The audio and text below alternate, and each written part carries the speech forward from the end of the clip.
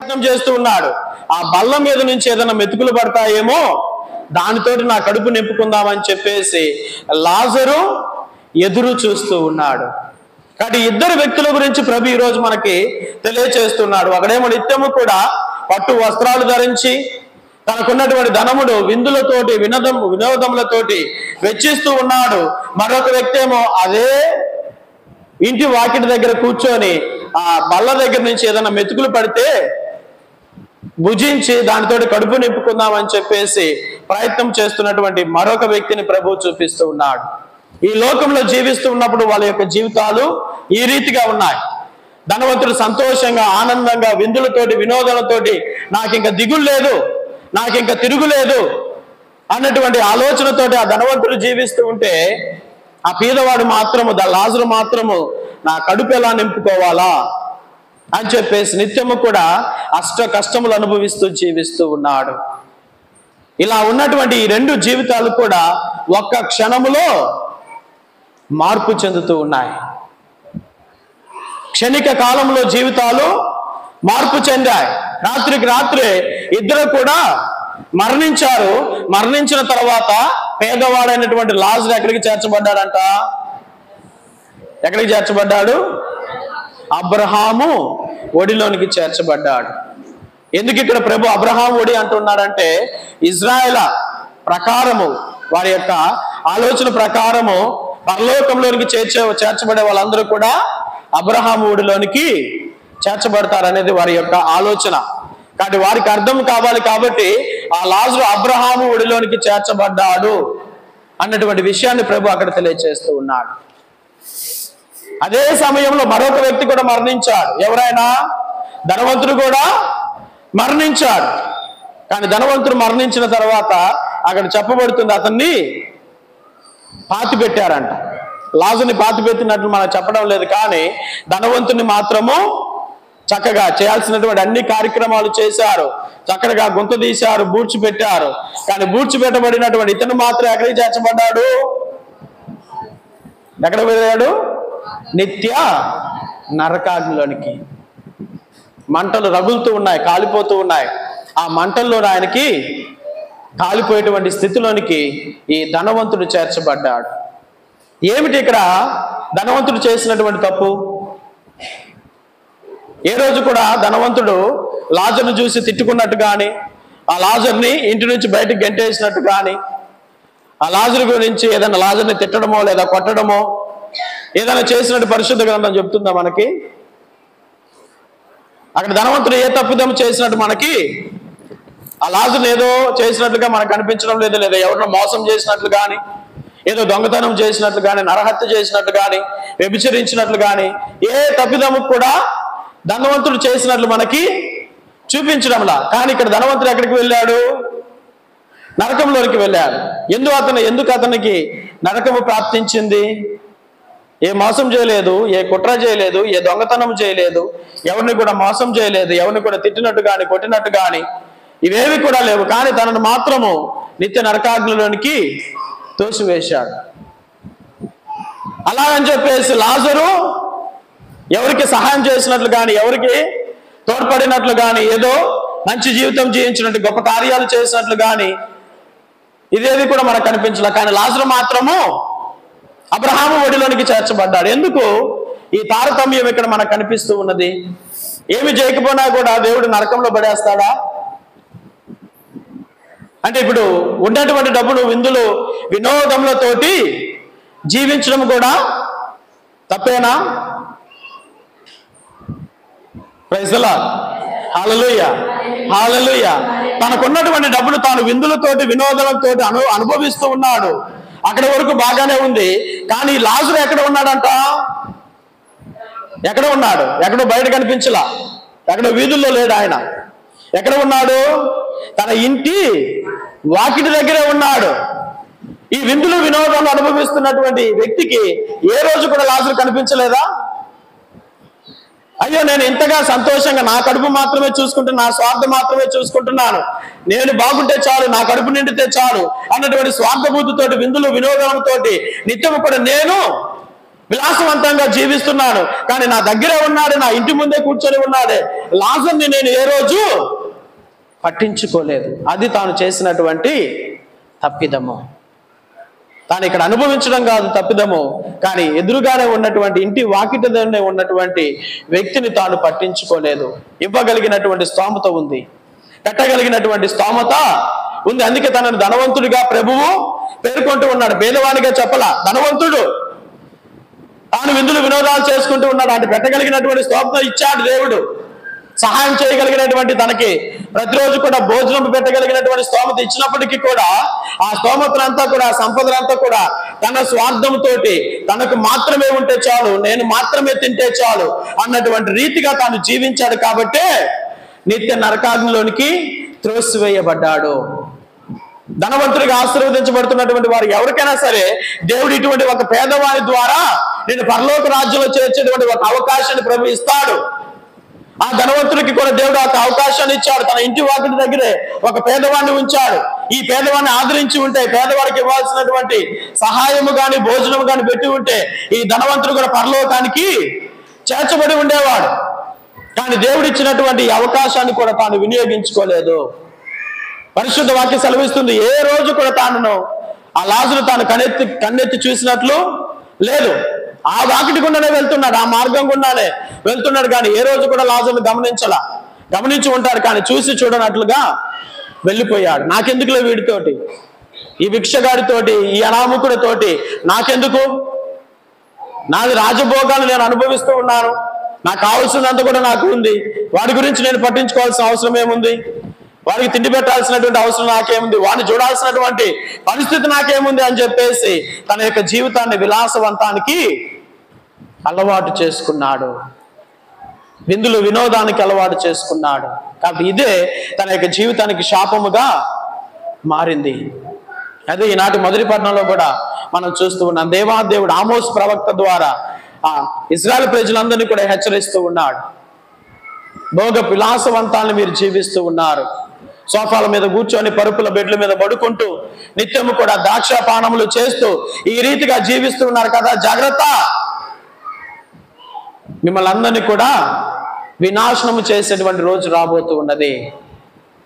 అభాగ్యులను పట్టించుకోకుండా, కష్టంలో ఉన్నవాడిని పట్టించుకోకుండా, అవసరంలో ఉన్నవాడిని లెక్క పెట్టకుండా నిత్యము కూడా మీ యొక్క అవసరములు తీర్చుకుంటూ మీ భోగ విలాసాలతో మీరు జీవిస్తూ ఉన్నారు కదా, దేవుని యొక్క హెచ్చరిక ఇది అని ఆమోసు ప్రవక్త ద్వారా దేవుడు వాళ్ళని హెచ్చరించాడు.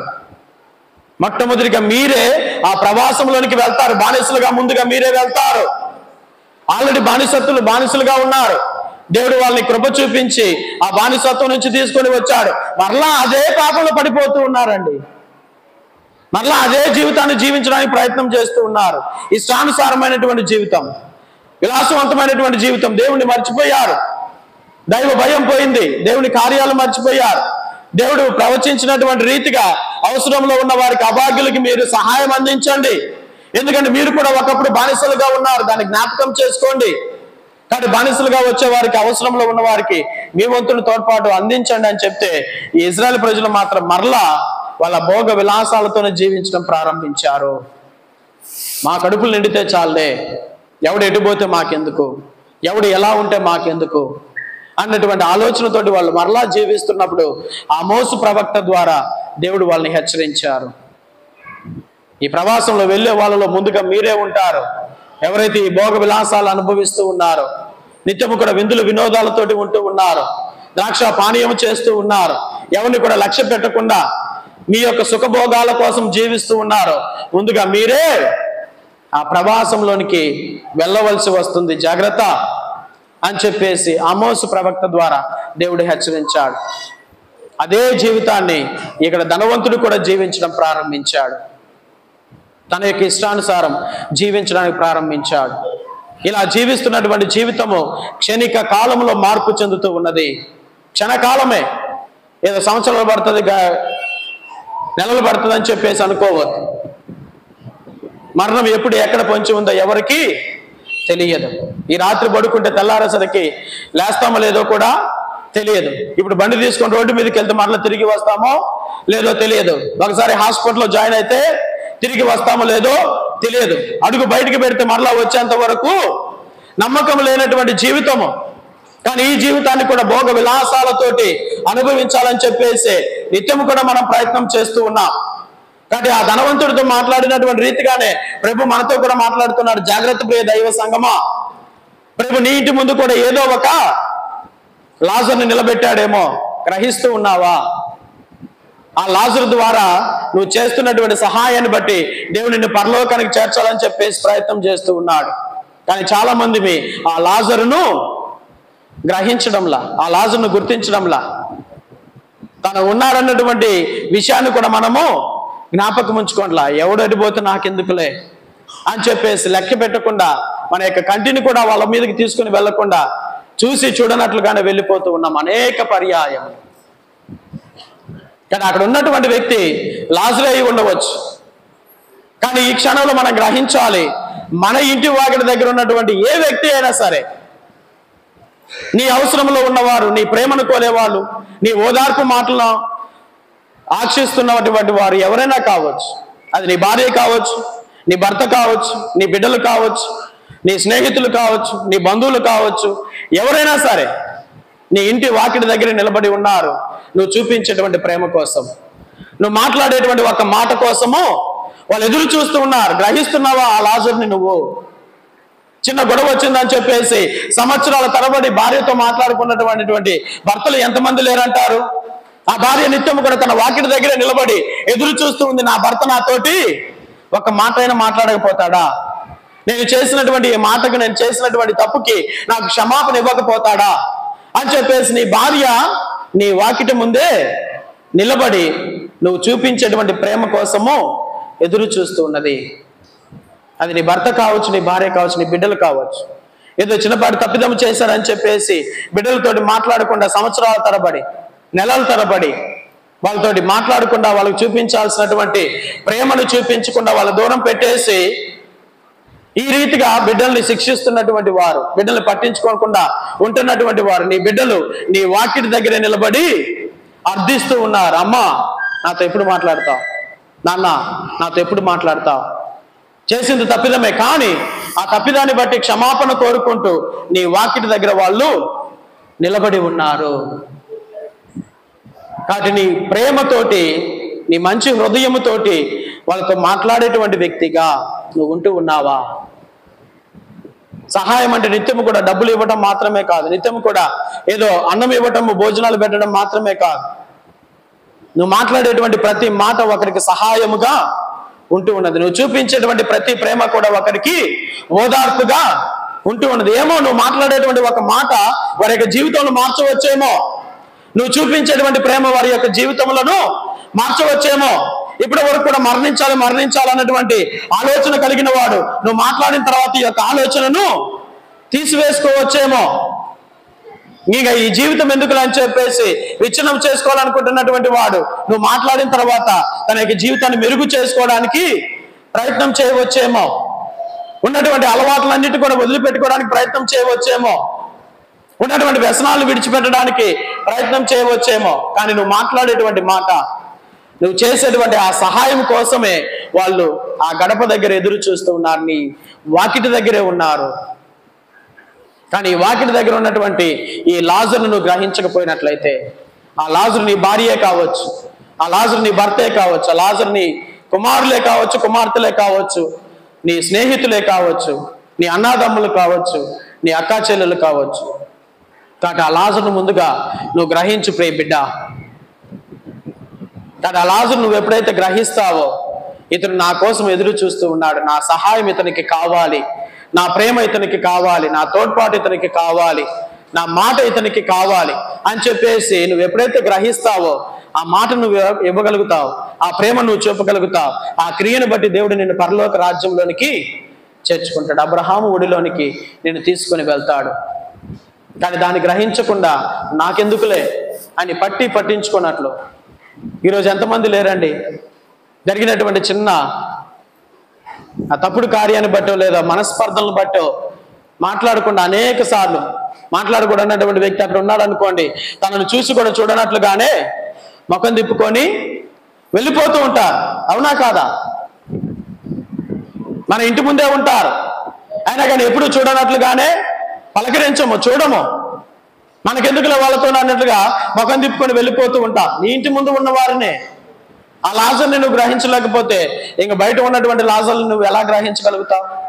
నీ వాకిటి దగ్గర ఉన్నటువంటి లాజర్ని నువ్వు గ్రహించలేకపోతే, నీ ఇంట్లో ఉన్న వారినే నువ్వు గ్రహించలేకపోతే ఇంక బయట ఉన్నటువంటి వారికి నువ్వు ఎలాగ సహాయాన్ని అందించగలుగుతావు? కానీ ఇక్కడ ధనవంతుడు చేసినటువంటి పెద్ద తప్పిదమ్మ తన వాకిటి దగ్గర ఉన్నటువంటి లాజరునే తను గ్రహించలేదు. ఈ లాజరుకే తాను సహాయం అందించిన వాడు ఇంక బయట ఏ సహాయం చేసేదానికి అవకాశము లేదు. కాబట్టి ఆ నిత్య నరకాగ్నిలోనికి పడవేయబడ్డాడు. కానీ నీ వాకిటి దగ్గర ఉన్నటువంటి లాజర్ని నువ్వు గమనించడానికి ప్రయత్నం చేయి. కాబట్టి ఇటువంటి ప్రయత్నం నువ్వు ఎప్పుడైతే ప్రారంభిస్తావో నీ జీవితంలో, నీ శత్రువుని సహితము నువ్వు క్షమించడానికి, ప్రేమించడానికి, నేను హింసించే వారి కోసం నువ్వు ప్రార్థన చేయడానికి ఎప్పుడైతే నువ్వు ప్రయత్నం చేస్తావో అది నిజమైనటువంటి ప్రేమగా ప్రభు గ్రహిస్తాడు. కాబట్టి ఇటువంటి కార్యాలు చేస్తే చాలు నేను పరలోక రాజ్యంలోనికి ప్రభు చేర్చుకుంటాడు. ప్రియ దేవుని బిడ్డ, కానీ దీన్ని నువ్వు గ్రహించలేనట్లయితే తప్పదు ఆ నిత్య నరకాగ్నిలో కూలిపోవటం. క్షణకాలము సరిపోదు అనుకుంటున్నావేమో, ఇంకా చాలా సమయం ఉందిలే అనుకుంటున్నావే, ఇంకా అనేక సంవత్సరాలు ఉందిలే, నాకెంత 20 సంవత్సరాలే కదా, నాకెంత 30 సంవత్సరాలే కదా, నాకెంత 40 సంవత్సరాలే కదా, ఇంకా బ్రతుకుతానులే, ఇంకా ఉంటానులే, ఇంకా ఎప్పుడైనా చేయవచ్చులే, ఇంకెప్పుడైనా క్షమించవచ్చులే, ఇంకెప్పుడైనా చూడవచ్చులే అన్నటువంటి ఆలోచనతోటి అనేక మంది బ్రతుకుతున్నాం. కానీ గమనించండి, క్షణకాలంలోనే సమస్తం కూడా జరిగిపోతుంది. కానీ ఆ సమయం రాకముందే గ్రహించండి, సిద్ధపాటు కలిగి జీవించండి. కానీ అంతా అయిపోయిన తర్వాత నువ్వు ఎంతగా గగ్గోలు పెట్టినా, ఎంతగా వెక్కి వెక్కి ఏడ్చినా ప్రయోజనము లేదు. ఆ ధనవంతుడు ఎక్కడ ఉన్నాడు? ఆ నిత్య నరకాగ్నిలో నుంచి పైకి చూస్తూ ఉన్నాడు. పైకి చూసి అబ్రహాము ఒడిలో ఉన్నటువంటి లాజరును చూస్తూ ఉన్నాడు. ఎప్పుడు చూశాడు? ఎప్పుడు చూశాడు? బతికున్నప్పుడు చూశాడా? బ్రతికున్నప్పుడు చూడలా. అంతా అయిపోయింది. కావలసినటువంటి శిక్ష కూడా వచ్చేసింది. శిక్షను అనుభవిస్తూ ఉన్నప్పుడు అప్పుడు కనులెత్తి చూస్తూ ఉన్నాడండి. అప్పుడు కనులెత్తి చూసినప్పుడు అతనికి లాజరు కనబడుతూ ఉన్నాడు. ఆ సమయంలో అర్థమవుతుంది, అయ్యో ఇతను నా ఇంటి వాకిటి దగ్గర ఉన్న లాజరే కదా, ఇప్పుడేంటి పరలోకంలో ఉన్నాడు అని చెప్పేసి అప్పుడు గ్రహిస్తూ ఉన్నాడు. లాజర్ని గ్రహించి ఏమడుగుతూ ఉన్నాడు? అప్పుడు మొరబెడుతూ ఉన్నాడండి. గట్టిగట్టిగా కేకలు వేస్తూ ఉన్నాడు. ఇప్పటి వరకు కూడా విందులు వినోదాలతో ఉన్నటువంటి ఈ ధనవంతుడు దేనికోసం అడుగుతున్నాడు చెప్పండి? దేనికోసం అడుగుతున్నాడు? అయ్యా అబ్రహామా, లాజర్ని తన కొన వేటితోటి ఒక్క చుక్క నీళ్లు ఇవ్వడానికి పంపించాయా? విందులు వినోదాలు అనుభవించినటువంటి ధనవంతుడు ఇప్పుడు దేనికోసం ప్రాకులాడుతున్నాడండి? ఒక్క చుక్క నీటి కోసము ప్రాకులాడుతూ ఉన్నాడు. చూడండి ఎంతటి స్థితి ఎలాగ మారిపోయిందో చూడండి. ఈరోజు ఈ లోకంలో జీవిస్తున్నటువంటి వారందరూ కూడా ఇలాగనే ఆలోచన చేస్తున్నారు. ఈ లోకంలో అనుభవిస్తే చాలే, ఈ లోకంలో పొందుకుంటే చాలే, కానీ ఈ జీవితం తర్వాత, మార్పు చెందిన తర్వాత ఆ రోజు నువ్వు కేకలు పెడతావంట. ఏమని? ఒక్క నీటి చుక్క కోసం. ఆ నీటి చుక్కను ఇవ్వడానికి పంపించాయా అని చెప్పేసి ఆ రోజు గగ్గోలు పెట్టాల్సి వస్తుంది. కానీ అప్పటికే అవ్వాల్సినటువంటి సమయము అయిపోయింది. ఆ నీటి చుక్క కూడా నీకు దొరకదు. ఏమంటున్నాడు అబ్రహాము? ఇదిగో మన మధ్య దాటుటకు గొప్ప అగాధము ఉన్నది, ఇచ్చటి వారు అచ్చటికి రాలేరు, అచ్చటి వారు ఇచ్చటికి రాలేరు. నువ్వు ఎంత మొరపెట్టినా ప్రయోజనము లేదు. నువ్వు ఎంత కన్నీరు గార్చినా, ఎంత గగ్గోలు పెట్టినా, ఎన్ని కేకలు వేసినా ఏ ప్రయోజనం లేదు. నువ్వు ఇక్కడికి రాలేవు, ఇక్కడ వాళ్ళు అక్కడికి పోలేరు. అయిపోయింది నీ టైం, నీ సమయం అయిపోయింది. ఇవ్వాల్సినటువంటి సమయము నీకు ఇచ్చాము. నువ్వు పరలోక రాజ్యంలో చేరడానికి కూడా అవకాశం కల్పించాము. ఒక పేదవాడిని, లాజరుని నీ ఇంటి దగ్గర ఉంచాను. నీ జీవితాన్ని చూసి విందులు వినోదాలతోనే అప్పటికి గడిపావు, కానీ ఇతన్ని ఏ రోజు కూడా నువ్వు పట్టించుకోలేదు. కానీ ఇప్పుడు ఆ సమయం అంతా కూడా అయిపోయింది. నువ్వు ఇక్కడికి రాలేవు, ఇతను అక్కడికి రాలేడు. అడవి దాటుటకు ఒక గొప్ప అగాధము ఉన్నది. కాబట్టి ప్రియ దేవుని బిడ్డలారా, ఈ నరకంలో నుంచి మన అనుకున్న వాళ్ళు కూడా చాలా మంది గగ్గోలు పెడుతూ ఉన్నారు. జాగ్రత్త. మన వాళ్ళే చాలా మంది ఈ నరక కోపంలో పడిపోయి మన కోసము గగ్గోలు పెడుతూ ఉన్నారు. ఒరే, ఇటువంటి పరిస్థితుల్లోనికి నువ్వు రావద్దురా అని మా తాతలు కావచ్చు, మన ముత్తాతలు కావచ్చు, మన తెలిసినటువంటి వారు, మన తల్లిదండ్రులు కావచ్చు, ఒకవేళ వాళ్ళు నరక కోపంలో ఉన్నట్లయితే వాళ్ళు మనందరి కోసం కూడా గగ్గోలు పెడుతూ ఉన్నారు. ఇది మీరు అనుభవించలేరు, ఈ శిక్షను మీరు పొందుకోలేరురా, ఈ స్థితికి మీరు రావద్దు, మీ జీవితంలో మార్చుకోరండి అని చెప్పేసి మనవారే మన కోసం గగ్గోలు పెడుతూ ఉన్నారు నరకంలో నుంచి, నిత్యం కూడా కాలిపోతూ. ఎందుకంటే పురుగు అనేది చావదు, అంటే మన యొక్క దేహములు అనేవి అక్కడ చావడానికి అవకాశం లేదు. ఆత్మ అనేది అక్కడ నిత్యం కూడా రగులుతూనే ఉంటుంది. అగ్ని ఆరదు, పురుగు చావదు. దాంట్లో పడినటువంటి వాళ్ళు అది అనుభవిస్తూనే ఉంటారు, కాలిపోతూనే ఉంటారు, కానీ అది అప్పటికి కూడా పూర్తి కాదు. కానీ వాళ్ళందరూ కూడా గగ్గోలు పెడుతూ ఉన్నారు, ఈ స్థితిని మీరు అనుభవించలేరురా, కానీ మార్పు చెందండి అని చెప్పేసి ఆ నరకంలో నుంచి మన కోసం అనేక మంది గగ్గోలు పెడుతూ ఉన్నారు. మనకి ఈ స్థితి రాకూడదు అని చెప్పేసి, కానీ చాలా మంది దాన్ని గ్రహించలేకపోతూ ఉన్నాం. అందరం కూడా పరలోక రాజ్యానికి చేరుతామని చెప్పేసి ఆశ అయితే ఉంటుంది, కానీ దాని ప్రకారం జీవించే వాళ్ళు కొద్ది మంది మాత్రమే ఉన్నారు. ఇరుకైనటువంటి మార్గంలో ప్రయాణం చేయడానికి చాలా కొద్ది మంది మాత్రమే ప్రయత్నం చేస్తూ ఉన్నారు. వాళ్ళు మాత్రమే పరలోకానికి వెళ్తూ ఉన్నారు.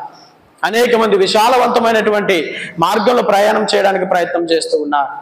ఈరోజు ధనము కలిగినటువంటి వారు అనేక మంది దైవ భయము లేకుండా ఇష్టానుసారంగా జీవించడానికి ప్రయత్నం చేస్తూ ఉన్నారు.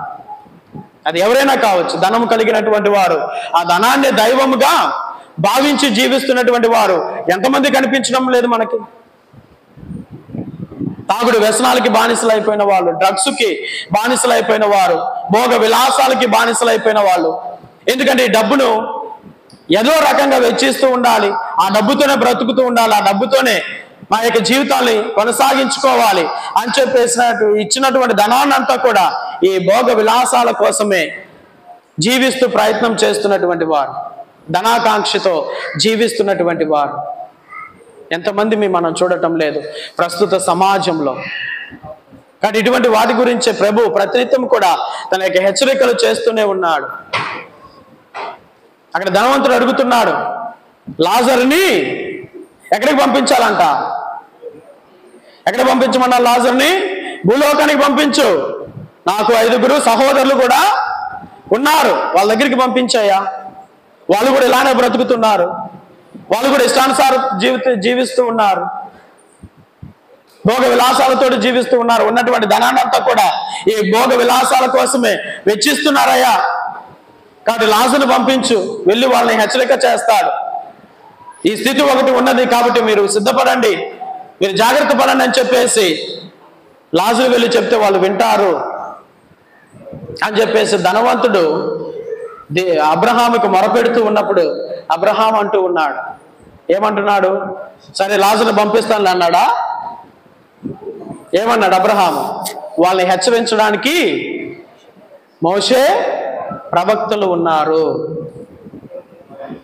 కానీ వాళ్ళ యొక్క హెచ్చరికలను వాళ్ళు గ్రహించినా చాలును. మరి ఈరోజు ఎంతమంది ఈ మోషే ప్రవక్తల హెచ్చరికలను గ్రహిస్తూ ఉన్నారు?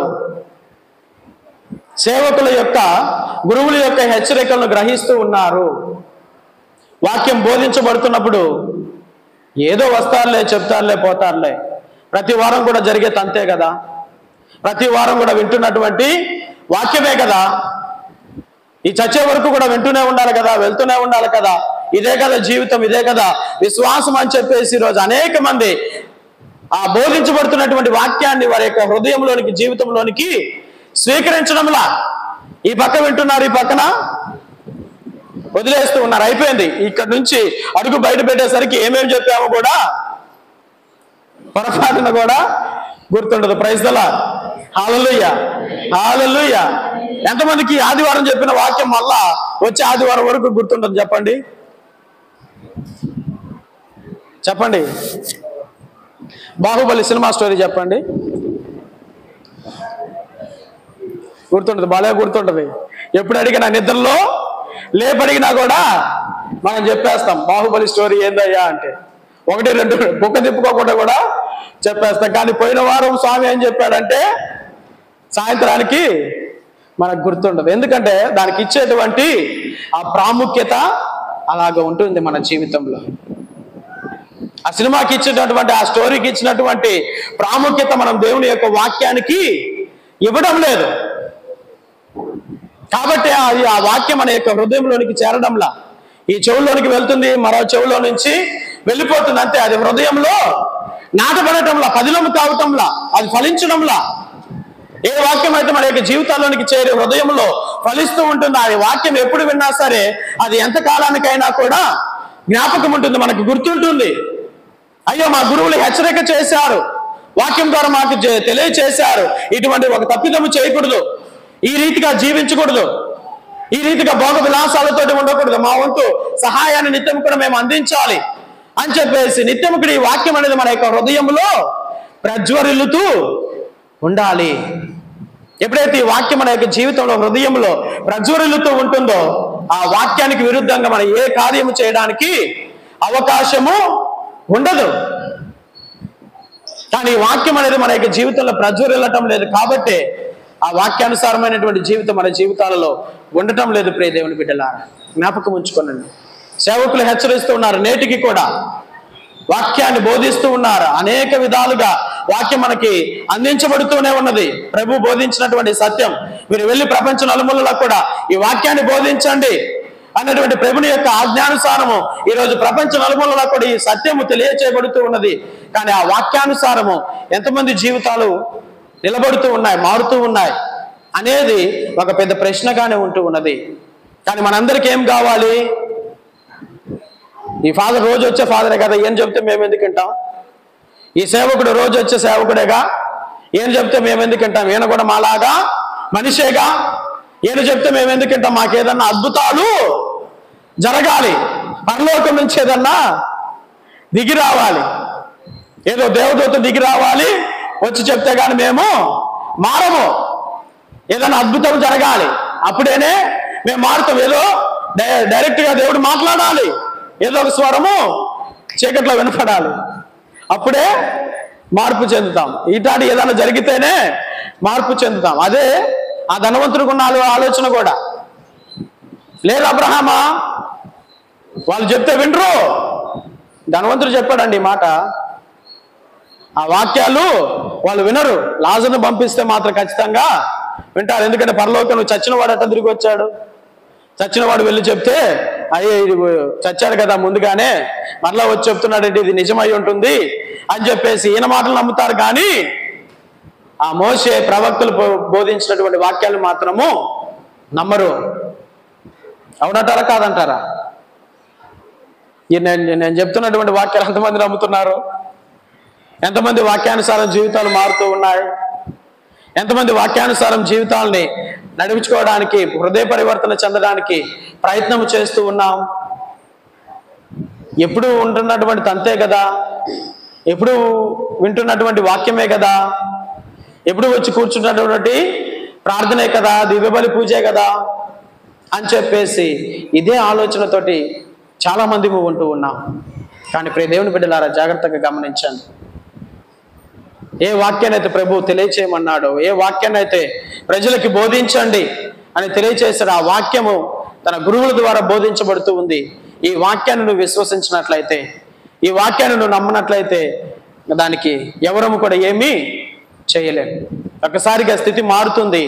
ఆ రోజు నువ్వు ఎంతగా గగ్గోలు పెట్టినను, ఎంతగా ఏడ్చినను, వెక్కి వెక్కి ప్రాధేయపడినను ప్రయోజనము లేదు ప్రియ దేవుని బిడ్డ.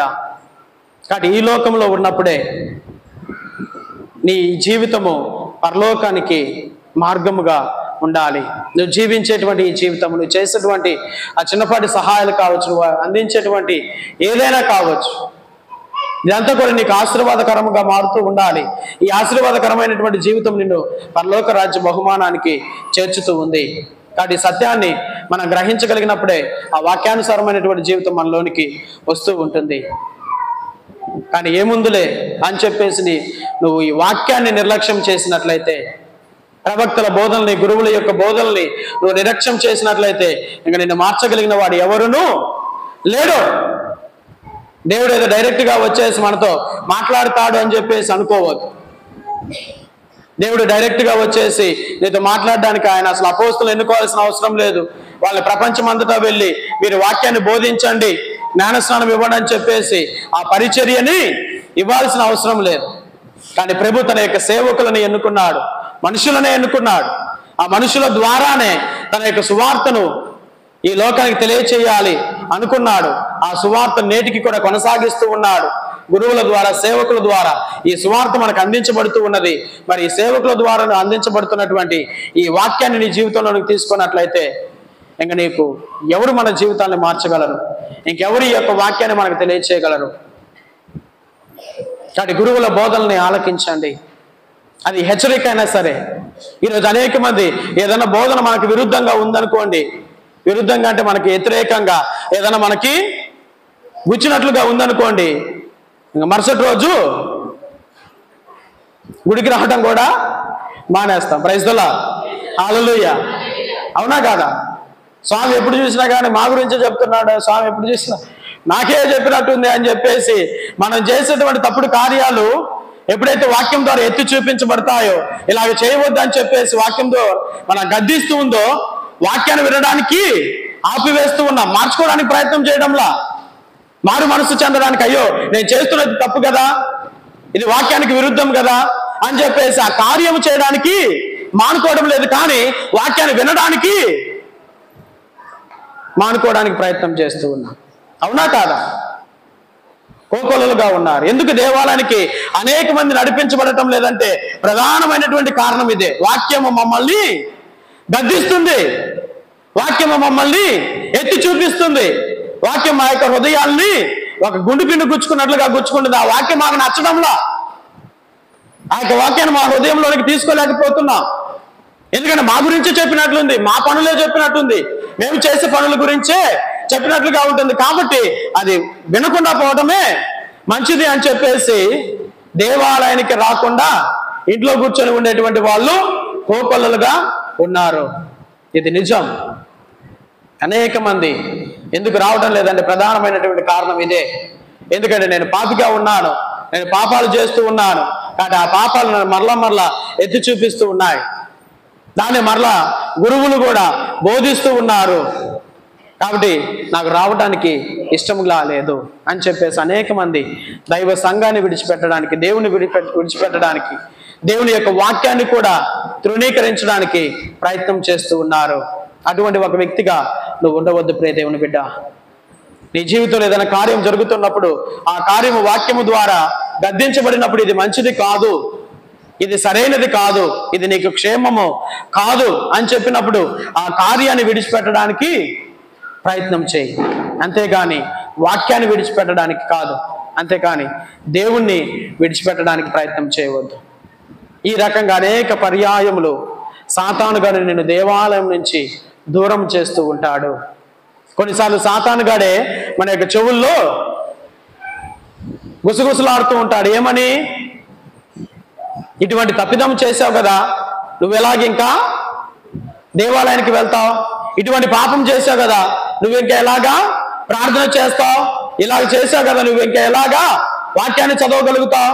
ఇలా చేసావు, అందరి ముందు నువ్వు ఎలాగ చర్చిలో వెళ్ళి కూర్చుంటావు అని చెప్పేసి సాతానుగాడు మన చెవుల్లో ఊదుతూ ఉంటాడు. నిజమే కదా, ఇటువంటి పాపం చేసిన నేను ఇంకా చర్చికి ఎలా వెళ్ళాను, ఏ ముఖంతో నేను చర్చికి వెళ్ళాను, ఇటువంటి పాపం చేసిన ఇంకే ముఖం పెట్టుకొని వాక్యాన్ని చదివాను, ఇటువంటి పాపం చేసిన ఏ ముఖం పెట్టుకొని అందరి మధ్యలో ప్రార్థన చేశాను అని చెప్పేసి సాతానుగాడు మనలో చెవుల్లో ఊదినటువంటి గుసగుసలన్నీ కూడా మనం ఆలోచన చేస్తూ ఉంటాం. ఆలోచన చేసి కొద్దిగా ఏం చేస్తాం? నిజమే, ఇంక నేను చర్చికి వెళ్ళను, నిజమే ఇంక నేను ప్రార్థన చెయ్యను, నిజమే ఇంక నేను వాక్యాన్ని చదవను అని చెప్పేసి కొద్దిగా ఈ వాక్యానికి దూరం అయిపోతావు, దేవాలయానికి దూరం అయిపోతావు, దేవునికి దూరం అయిపోతావు. కానీ జ్ఞాపకం ఉంచుకోండి, నువ్వు వినవలసింది సాతానుగాడి మాటలు కాదు. నువ్వు సాతానుగాడి మాటలు విన్నట్లయితే ఖచ్చితంగా దేవాలయానికి దూరం అయిపోతావు, దేవుని సన్నిధానానికి దూరం అయిపోతావు. కానీ నువ్వు వినాల్సింది దేవుని యొక్క స్వరము. దేవుని యొక్క స్వరం ఏమై ఉంటుంది? నువ్వు చేసినటువంటి పాపం నీ దేవునికి తెలియదా? నువ్వు చేసినటువంటి తప్పిదం నీ దేవునికి తెలియదా? ఆయనకి తెలియకుండానే మనం ఎవరైనా ఏదైనా చేయగలమా? ఈ యొక్క ఆలోచన మన మదిలో మొదలైనప్పుడే ఆ విషయము ఎవరికి తెలుసు? నీ దేవునికి తెలుసు. అటు చేసినటువంటి కార్యాన్ని కప్పిపుచ్చుకుందాం, దేవుని సన్నిధానానికి వెళ్లకుండా ఉంటే కప్పిపుచ్చుకున్నట్లు అని చెప్పేసి అనుకుంటూ ఉంటాం. దాన్ని ఎప్పటికీ కూడా మనము కప్పిపుచ్చుకోలేం. వాక్యాన్ని విననంత మాత్రాన చేసినటువంటి తప్పిదాన్ని కప్పిపుచ్చుకోలేం. ఆ విషయం దేవునికి ముందుగానే తెలుసు.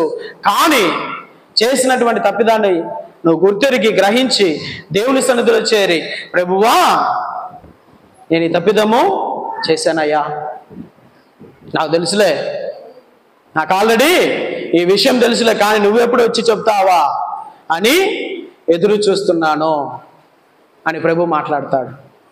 అందుకే తప్పిపోయిన కుమారుడు జీవితంలో మనం చూస్తూ ఉంటే, తప్పిపోయిన కుమారుడి కోసం తండ్రి వెళ్ళడంలా, తప్పిపోయిన గొర్రె కోసం మాత్రము కాపురి వెళ్తాడు.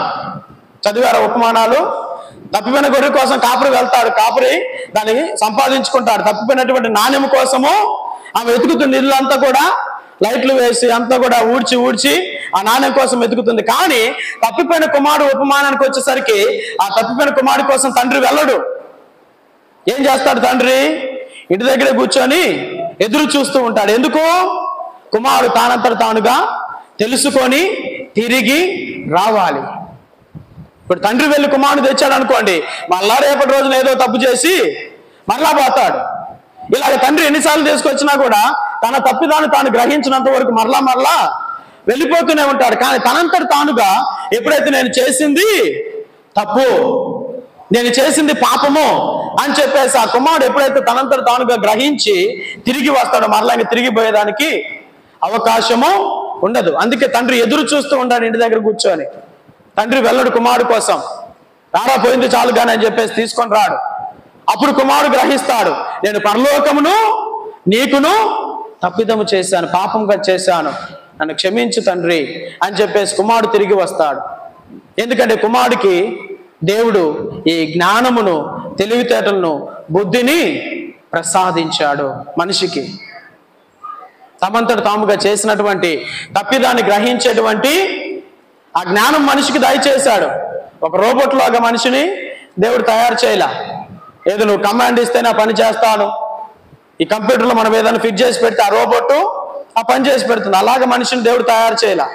స్వేచ్ఛాజీవిగా మనిషిని తయారు చేశాడు. నీ ఆలోచనతోటి, నీ జ్ఞానంతో, నీ బుద్ధితోటి నువ్వేం చేయాలనుకుంటున్నావో అది చెయ్యి. కాబట్టి నువ్వు మరలా తిరిగి వస్తానంటే దేవుడు నో చెప్పడు.